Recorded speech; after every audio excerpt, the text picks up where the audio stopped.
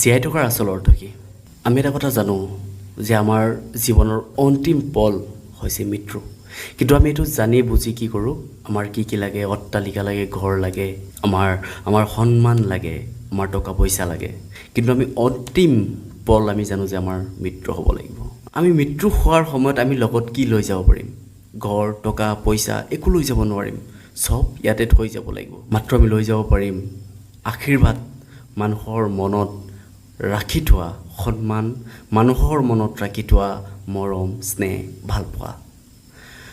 সেইকাৰণে যিমান দিন এইখন পৃথিৱীত আমি জীয়াই আছোঁ, সেই দিনকেইটাত যাতে আমি মানুহৰ অনিষ্ট নকৰোঁ, মানুহৰ পৰা ভালপোৱা বুটলি লওঁ, মানুহক সন্মান কৰোঁ, আৰু মৃত্যুৰ পিছত সেই মানুহকেইজনে যাতে আমাক লৈ গৰ্ব কৰে, আমাক মনত পেলাই পজিটিভলি আৰু আমাৰ কাৰণে দুৱা আশীৰ্বাদ কৰে।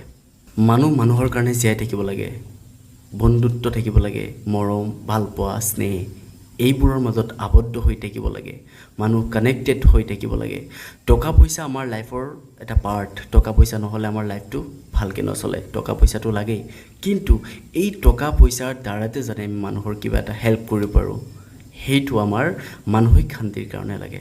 আমি সকলোৱে জানো মৃত্যু আমাৰ হ'বই, মৃত্যু আমাৰ হ'বই, মৃত্যু আমাৰ হ'বই।